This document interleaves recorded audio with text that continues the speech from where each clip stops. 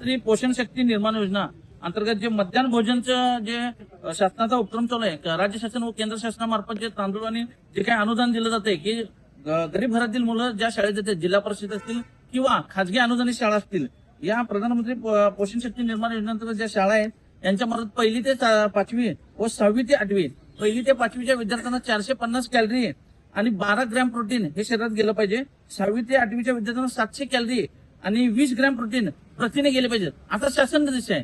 पण इतकं सगळं असताना काही शाळा असतील व शाळेचे संचालक, मुख्याध्यापक हे संगनमताने आपल्या शाळेतील कर्मचाऱ्याला कुणाला तरी मिड डे मीलच्या मध्यान्ह भोजनचं टेंडर देत, त्या बचत गटामार्फत ते टेंडर राबवलं जाते आणि त्याच घोटाळा करून निकृष्ट पद्धतीचं अन्नधान्य पुरवठा करून निकृष्ट पद्धतीचा आहार त्या मुलांना देऊन मुलांच्या आरोग्याशी खेळण्याचं काम काही शाळा संचालक व मुख्याध्यापक करत आहेत.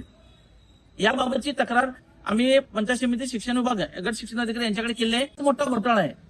तालुक्यात एवढ्या जिल्हा परिषद शाळा आहेत, खाजगी शाळा आहेत, या अनुदानित शाळांना इतक्या मोठ्या प्रमाणात बिलं सोडली जातात. पण ह्या बिलं सोडण्याच्या प्रक्रियेमागे जे बिल जमा होते हे सचिव व मुख्याध्यापक यांच्या जॉईंट अकाउंटवर ते बिल जमा होते.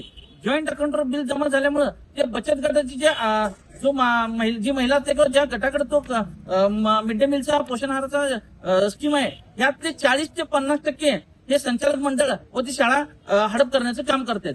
त्या निधीतले 50% टक्केवारी जर मुख्याध्यापकाला आणि संचालक मंडळाला गेले तर किती निकृष्ट पद्धतीचा आहार मुलांना जात असेल याची कल्पना न केलेली बरी.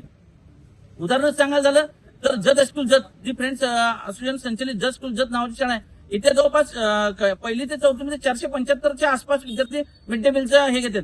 त्या शाळेचं जे मिड डे मीलचं कंत्राट आहे हे त्या शाळेचा शिपाई राबवतोय आणि त्या शिपायाच्या माध्यमातून शाळेला 40 ते 50% मुख्याध्यापकाच्या अकाउंटवर जे जमा होते त्यातले ते संचालक मंडळ हडप करते.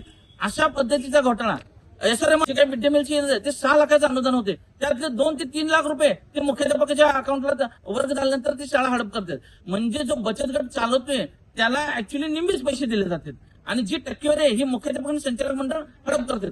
असे तालुक्यात जवळपास सगळ्या शाळेत हाच प्रकार चालू आहे. उदाहरणार्थ आपण जत स्कूल आणि SRMचं उदाहरण दिलं, पण हे सगळ्याच शाळेत सुरू आहे. जिल्हा परिषद शाळेत थोडंफार कमी प्रमाणात सुरू आहे, पण खासगी अनुदानित शाळेत हे मोठ्या प्रमाणात सुरू आहे. आमची गट शिक्षणाधिकाऱ्यांना विनंती आहे, अशा गटांच्या नोंदणी रद्द करावीत, असे कॉन्ट्रॅक्ट रद्द करावेत आणि जे काही चांगले गट असतील यांच्या माध्यमातून ते राबवलं आणि शासनाचं अनुदान ज्या शाळेने हडप केले, ज्या मुख्याध्यापकाने हडप केले, ज्या संचालकाने हडप केले यांच्यावर कठोर कायदेशीर कारवाई करावी. अन्यथा येत्या 15 जूनला ज्यावेळी शाळा सुरू होतील त्यावेळी गट शिक्षणाधिकाऱ्यांच्या दालनासमोर मी हेमंत चौगुले माहिती अधिकारी संघटनेमार्फत उपोषणास बसणार आहोत. धन्यवाद.